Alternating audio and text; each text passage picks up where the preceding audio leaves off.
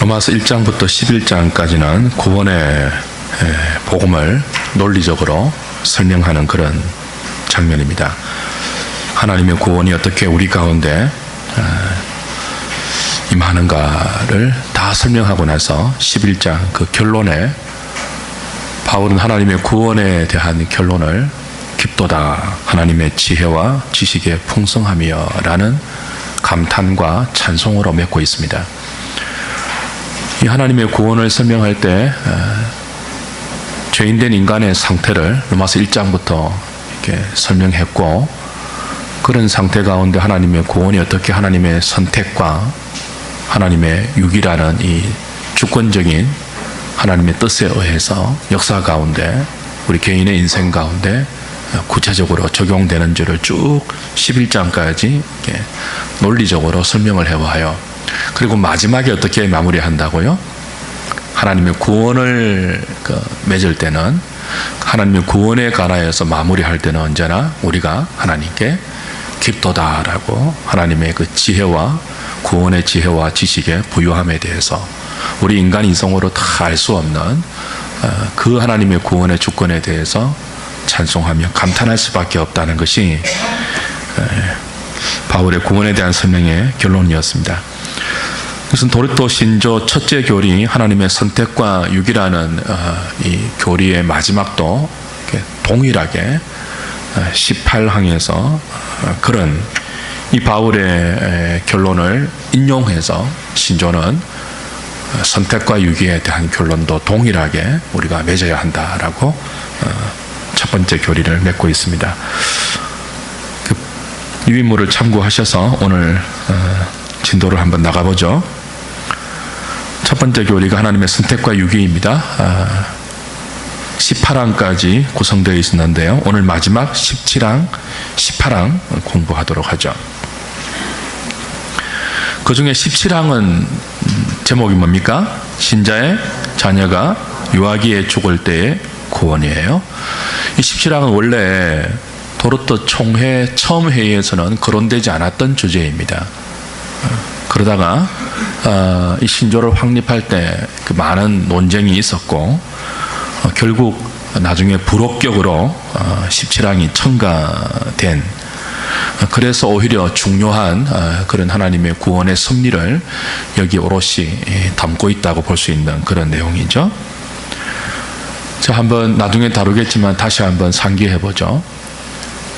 하나님의 구원은 인간의 선택으로 시작되는 것이 아니고 하나님의 선택으로 시작됩니다. 그죠? 그 하나님께서 만세전에 그리스도 안에서 예정한 자들에게 구원의 섭리를 하나님의 지혜로 역사 가운데 이루어 가시는데요. 그 택한 자에게 하나님의 구원이 적용될 때 오토매틱이 아니라고 했죠. 어떻게 된다고 했습니까? 성령의 유효한 부르심으로 그 택한 자를 구원으로 불러요. 그 부를 때 부르심의 수단이 뭐였습니까? 우리는 은혜의 수단이라고 하죠.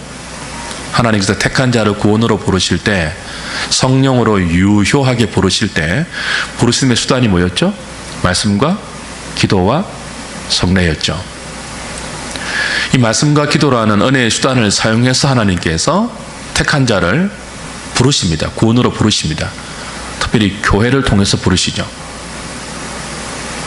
그런데 택한 자이면서도 이 은혜의 수단을 사용할 나이가 되지 않는, 그 말씀과 기도를 통하여 구원으로 부른다는 것은 말씀을 통해서 회개하게 만들고 죄가 무엇인지를 깨닫게 만들고 그 죄에서 회심 돌이키게 만들고, 말씀을 통하여 우리가 의지할 분은 하나님밖에 없다는 사실을 믿게 만들어서 믿음의 삶으로 이렇게 하나님이 이끌어 들이시는 것이거든요.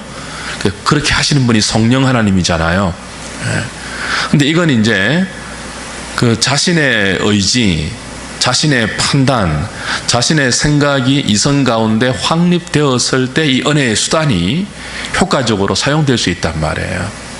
근데 어린아이, 젖먹이 영아들에게는 그 말씀으로 하나님의 구원을 설명할 수 없잖아요. 그래서 은혜의 수단이 사용되지 않은 채 택한 자의 자녀들이 죽었다면 어떻게 해야 되느냐라는 문제가 도르트 총회에서 다루어졌던 거죠. 그래서 언론하다가 17항에서 이렇게 성경적인 근거에 의해서 결론을 내립니다. 17항 같이 한번 읽어볼까요? 시작. 신자의 자녀가 유아기에 죽었을 때의 구원. 우리는 하나님의 말씀에서 하나님의 뜻을 판단해야만 하는데, 하나님의 말씀은 신자의 자녀들이 본선상 거룩해서가 아니라 그들이 그 부모와 함께 맺게 된 은혜 언약 때문에 거룩하다고 정언한다. 그러므로 경건한 부모들은 유아기에 하나님께서 이 세상에서 불러가신 자기 자녀들의 선택과 구원을 결코 의심하지 말아야 한다.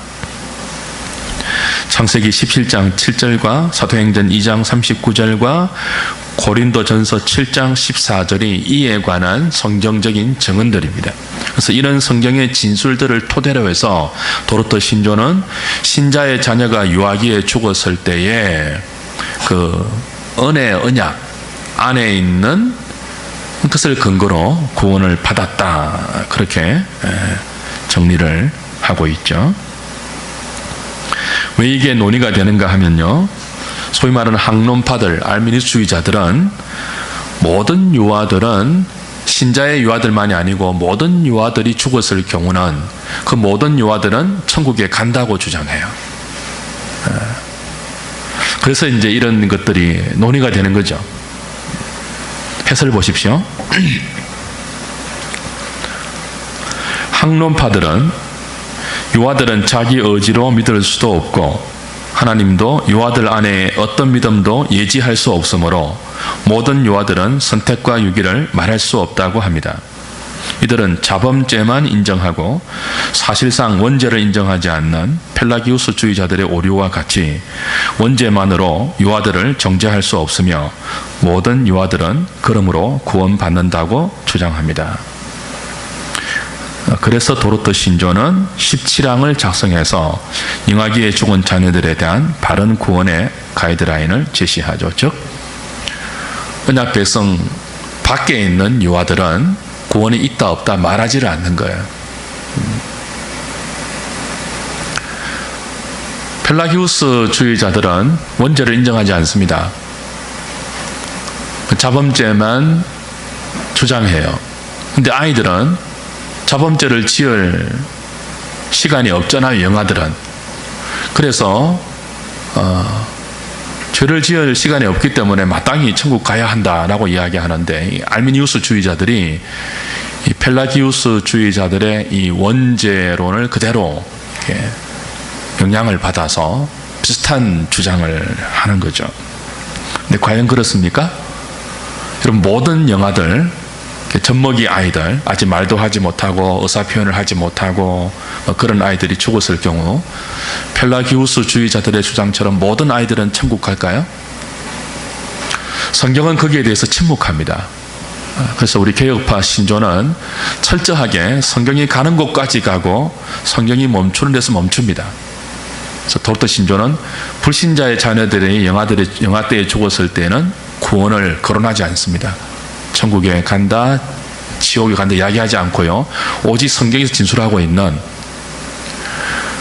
언약 백성의 자녀들에게 그 언약의 테두리 안에서 하나님께서 본성 때문에 거룩하다고 여기지 않고 은혜로 맺은 그 언약 때문에 거룩하다고 불러주는 그 성경의 언약의 약속에 근거해서 택자들의 자녀, 그 유아 세례를 받고, 그죠? 택자들의 자녀에게는 영아 때에 죽었을 경우 그 은혜에 근거해서 구원을 의심하지 말아야 한다고 이렇게 말하고 있는 거죠.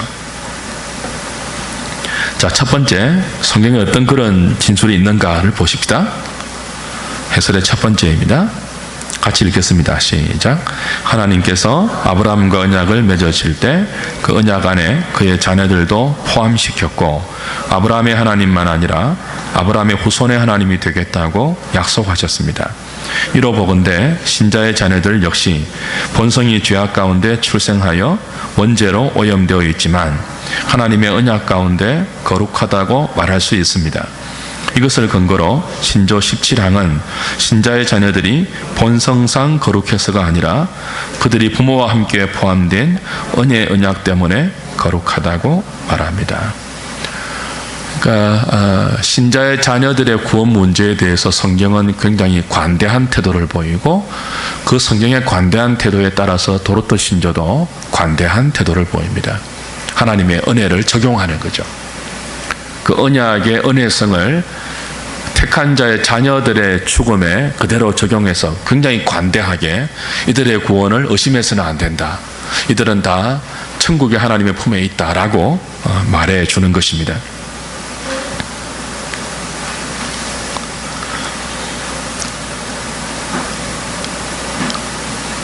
은혜의 언약 안에 있다가 죽지 않고 자라는 경우는 반드시 은혜의 수단을 통해서 중생시킵니다. 그죠?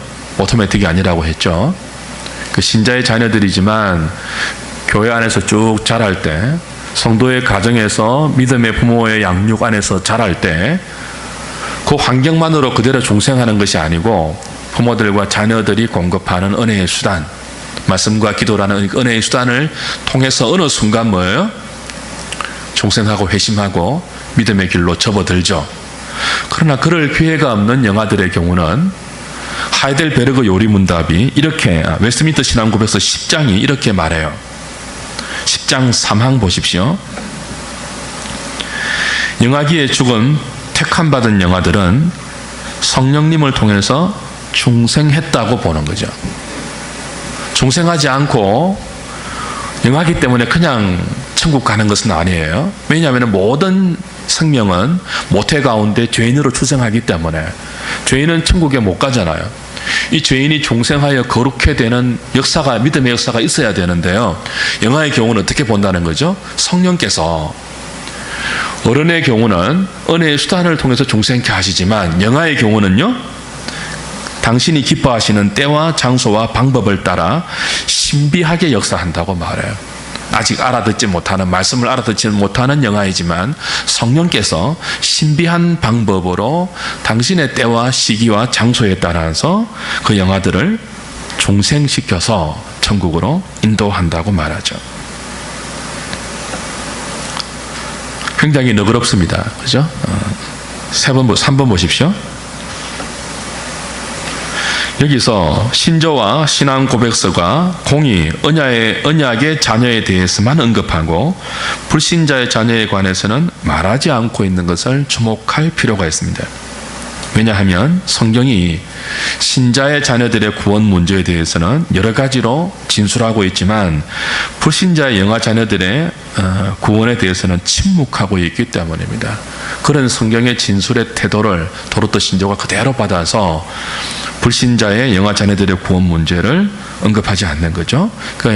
알미니우스주의자들과 펠라기인주의자들, 원죄를 부정하는 이런 사람들 말처럼 불신자의 자녀들도 영아 때에 죽었으면 구원 간다 이런 말을 안 하는 거예요. 단지 그죠?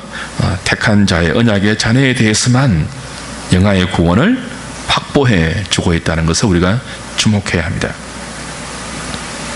또 하나 4번입니다. 또 하나 도로토 신조가 그 언약 백성의 영아 자녀들의 죽음을 구원으로 인도하는 것이라고 말할 때 그 대꾸 하나도 신중하게 선택했죠.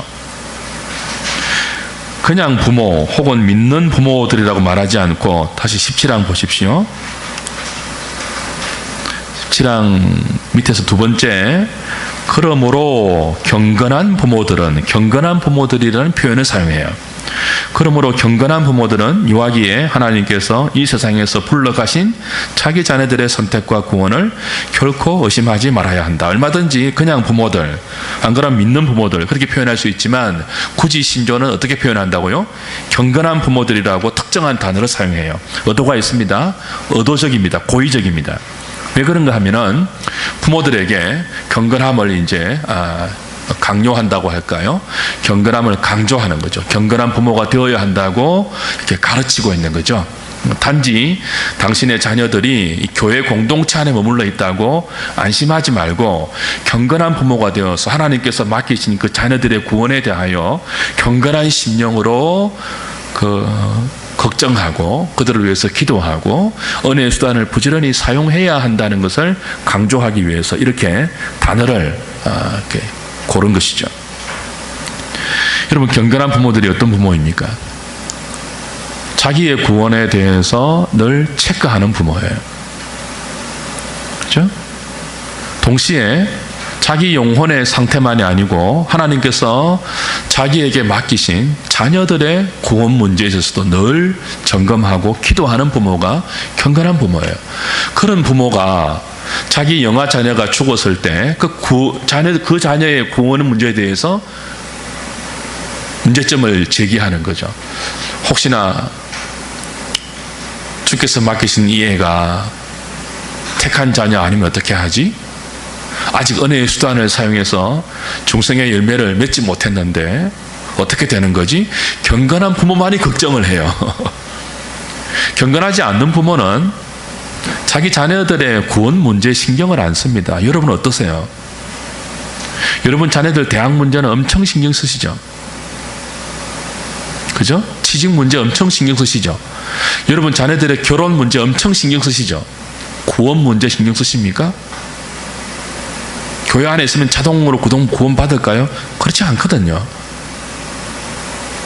교회 안에 있어서 어떻게 해야 구원 받습니까? 교회를 통해서 주시는 은혜의 수단을 사용해서 그 자녀들의 영혼에 하나님 말씀을 통한 하나님과의 컨택, 만남이 일어나고 그 만남 속에서 자신의 죄인됨을 깨닫고 하나님의 구원의 은총을 말씀을 통하여서 깨달을 때 비로소 그 영혼 가운데 거듭남의 역사가 일어난단 말이에요. 경건한 부모들만 자녀 가운데 이런 구원에 관한 마음을 쏟습니다. 자기 영혼에도 이런 관심을 기울여요. 도르토 신조가 17항에서 이렇게 경건한 부모라고 단정적인 단어를 사용하는 것에 여러분 특별히 좀 주목하시기 바랍니다. 그래서 이 경건한 부모들에게 도르토 신조는 목회적으로 위로를 하죠. 성경의 진술의 태도를 받아서 경건한 부모 밑에서 태어난 영아가 죽었을 때 구원을 의심하지 말아야 한다고 위로를 하는 것입니다. 도르토 신조는 굉장히 목회적인 신조입니다. 딱딱한 교리가 아니고 교회를 위한, 교인들을 위한 그런 굉장히 실제적이고 목회적인 교리이죠. 4번, 5번입니다. 5번. 제가 넘버링을 잘못했는데요. 5번. 그렇기 때문에 경건한 부모 밑에서 태어난 영아들의 구원에 대해서 신조가 성경의 진술에 근거해서 굉장히 관대한 태도를 보이지 않습니까? 이들의 구원을 의심하지 말아야 한다라고 관대한 태도를 보이기 때문에 이게 죽지 않고 영아 때를 지나서 소년 혹은 청년, 어른의 때까지 성장한 자녀들에게도 동일한 적용을 해서는 곤란해요. 성령께서 신비한 방식으로 성령의 정한 때와 장소와 방법에 따라서 은혜의 수단 없이도 중생케 한다. 이런 기대를 하면서 자녀를 방치하는 쪽으로 신조 17항을 오용해서는 안 된다는 거예요. 5번 보십시오. 그러나 이것이 성장해서 어른이 된 유아들에게도 동일하게 적용되어서는 안 됩니다. 교회에서 자라고 있는 자녀들이 당연히 구원받았을 것이라고 생각해서는 안 됩니다. 저는 제 딸들에게 자주 묻습니다. 우리 집사람도 그렇고. 너희 영혼에 하나님 만난 분명한 경험이 있느냐? 네 마음에 하나님이 계시느냐? 하나님 말씀이 너의 계획과 너의 생각과 너의 말 가운데 영향을 미치고 있느냐? 체크를 하고 종종 질문을 던지죠. 그럼 애들이 뭐라고 합니까? 좀 짜증을 내면서도 당연하지 그런 반응을 보이죠. 근데 그 말을 다 믿으면 안 됩니다. 당연하지, 그건 당연히 하는 말일 수 있거든요. 자녀들이 살아가는 삶의 태도를 부모가 보아야 돼요. 얘들이 정말 충성했는지, 회심의 열매를 갖고 있는지, 하나님에 대한 영적인 감각이 있는지, 하나님 말씀이 얘들의 생각과 태도와 가치관과 결정을 어느 정도 통제하고 있는지 그걸 보셔야 돼요. 그리고 기도하셔야 돼요.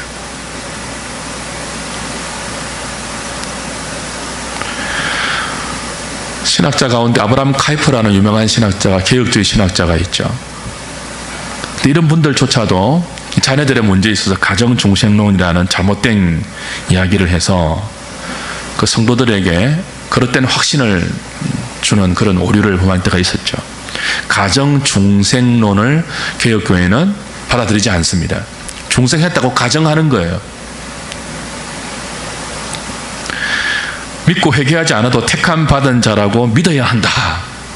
성경은 그렇게 말하지 않죠. 우리는 성경이 신자의 영아 자녀들의 죽음에 대해서 너그럽게 진술하고 있음을 받아들이듯이 성경이 그렇게 진술하지 않습니까? 동시에 성경이 어른에 대해서는 굉장히 엄격하게 은혜의 수단을 통한 회심과 믿음이라는 열매 없이는 절대로 구원에 이를 수 없다니 굉장히 진지하고 엄격한 성경의 태도를 그대로 받아야 돼요. 뭐와 똑같이요? 택한 자의 영아 자녀에 대해서 굉장히 그 너그러운 태도를 보이는 성경의 진술을 믿음으로 받듯이 어른들에 대한 혹은 자라나는 아이들에 대한 굉장히 진지하고 엄숙한 이 구원의 태도에 대한 성경의 진술도 동시에 받아들여야 돼요. 그래서 경건한 부모는 자신의 자녀들이 회심했는지, 믿음으로 살고 있는지, 그들이 은혜의 방편의 말씀과 기도를 잘 사용하고 있는지를 늘 점검하며 자녀들을 위해서 기도해야 합니다.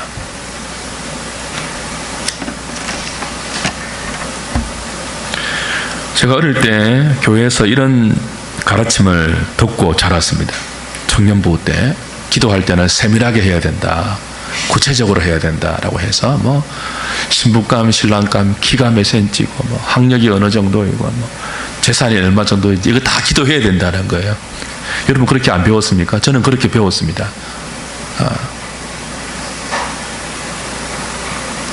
근데 이거는 세밀한 기도가 아니고 뭐라고 했습니까? 욕심의 정난함입니다. 그죠? 하나님, 내 신랑감이 키가 180이 되면 좋겠습니다. 털은 좀 없어야 되고요. 그죠? 재산은 어느 정도 있어야 되고요. 혈액형은 뭐 되면 이런 식으로 세밀하게 기도하라는 거예요. 근데 자신의 영혼에 대해서는 그렇게 세밀하게 기도하지 않죠.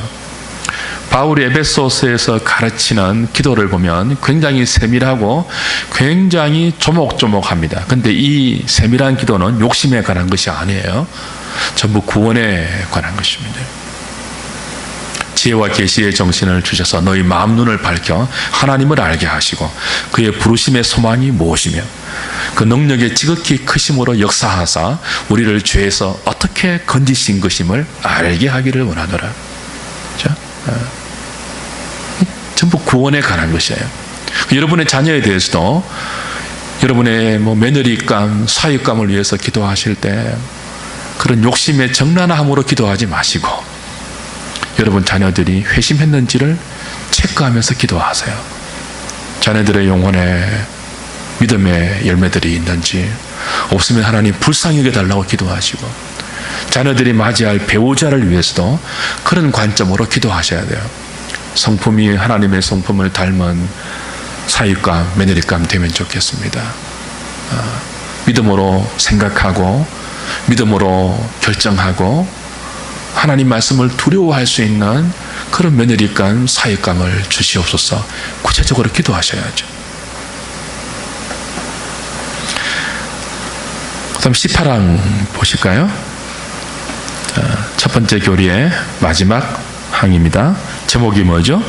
선택과 유기에 대한 적절한 태도, 불평이 아닌 경배. 이건 이미 첫째 교리 1항, 2항, 3항에서 이미 다루었던 거죠. 그죠? 하나님의 선택, 무조건적인 선택, 어떤 자는 택하시고 어떤 자는 유기했다는 이런 성경의 진술은 언제나 뭐예요?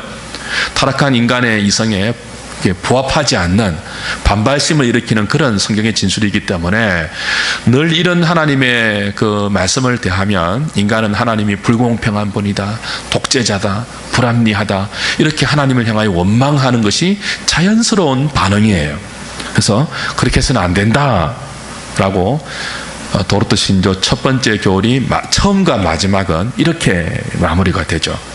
받을 자격이 없는 사람들에게 베푸시는 이 과분한 선택의 은혜와 공의로운 유기의 엄격함에 대해 불평하는 사람들에게 우리는 다음과 같이 사도들의 증언으로 대답하고자 한다. 로마서를 인용합니다. 이 사람아, 내가 누구이기에 감히 하나님께 반문하느냐. 그리고 우리 구주의 말씀으로 대답하고자 한다. 마태복음 20장 15절 말씀이죠. 내 것을 가지고 내 뜻대로 할 것이 아니냐. 우리는 선택과 유기와 관련된 모든 비밀스러운 일에 대해 하나님을 경외하고 경배하면서 사도와 함께 외친다. 깊도다. 하나님의 지혜와 지식의 풍성함이여. 그의 판단은 헤아리지 못할 것이며 그의 길은 찾지 못할 것이로다. 누가 주의 마음을 알았느냐? 누가 그의 모사가 되었느냐? 누가 주께 먼저 들여서 갚으심을 받겠느냐? 이는 만물이 주에게서 나오고 주로 말미암고 주에게로 돌아감이라. 그에게 영광이 세세에 있을지어다. 첫 번째 교리의 결론입니다. 해설을 같이 볼게요. 타락한 인간은 누구는 선택하고 누구는 버린다는 하나님의 주권적인 선택과 유기에 대해 불만을 갖습니다. 심기가 불편해집니다.